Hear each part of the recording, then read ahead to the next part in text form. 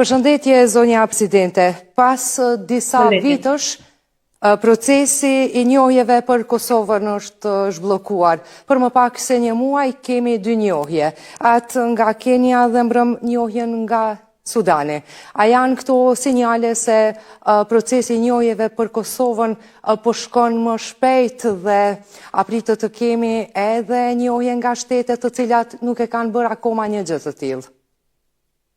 Natyrisht që pritet për shkak se njohja e pavarësisë së Republikës së Kosovës është një akt i vullnetit politik të shteteve veç e veç, por në të njëjtën kohë është një akt në përputhje të plotë me të drejtat ndërkombëtare, e cila njëkohësisht edhe njeh luftën e gjatë të popullit të Kosovës dhe sakrificën e gjatë për të qenë i lirë.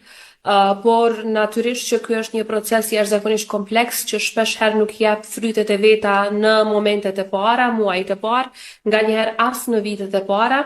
Ka shumë shtete me të cilat ne punojmë për më shumë se një dekadë dhe tek pastaj vjen vendimi.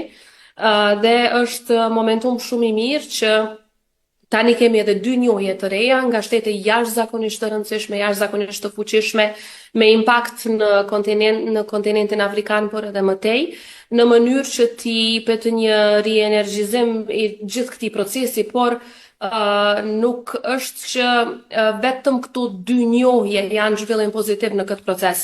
Ju e dini që në vitet e fundit ka pasur pretendime nga ana e Serbisë për diku rreth 25 shtete për tërheqje të njohjes nga ana e tyre.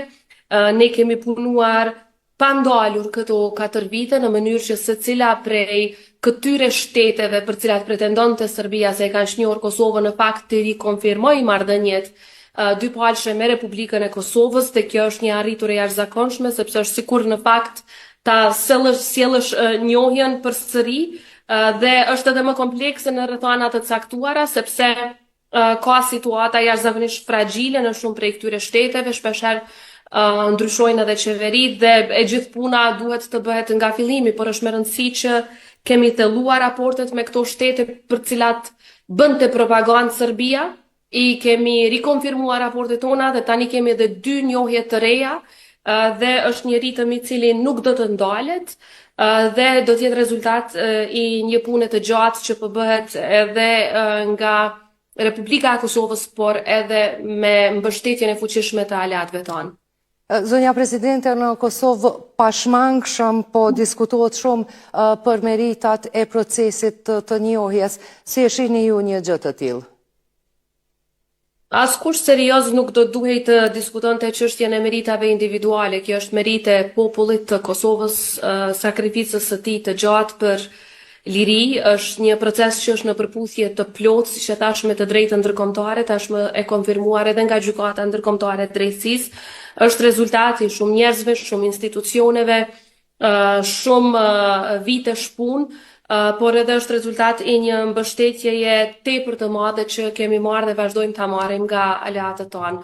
Për gjatë viteve, meqense se jam marrë me këtë proces që nga fillimi në vitin 2008, e kam parë dhe secili që është marrë me këtë proces seriozisht e din që Kosova në vetvete e ka shumë vështirë që të arrijë njohje qoftë bilaterale, qoftë antarësim në organizata ndërkombëtare. Kjo shndrohet në një proces të suksesshëm vetëm atëherë kur e kemi edhe përkrajen e aleatëve tanë, dhe natyrisht edhe njohja nga Kenia, që ishte njohja paraprake, është një njohje për të cilën kemi punuar shumë afër me aleatët tanë, dhe edhe njohja nga Sudani është një njohje ku na kanë ndihmuar, na kanë mbështetur aleatët, dhe edhe njohje tjera që do të vinë janë rezultati një bashkëdyzimi të punës së Republikës së Kosovës dhe partnerëve të cilët besojnë në Kosovën, besojnë në shtetësinë tonë, në sovranitetin tonë dhe në konsolidimin tonë të mëtejmë ndërkombëtar. Pra bashkimi i forcave në njërin anë në mes të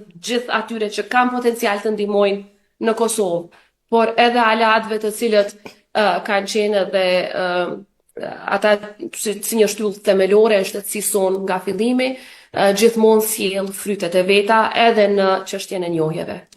Ndërsa, Presidente, tani kam edhe një pyetje, cila është e ardhmja juaj marrë parasysh që keni edhe një vit mandat?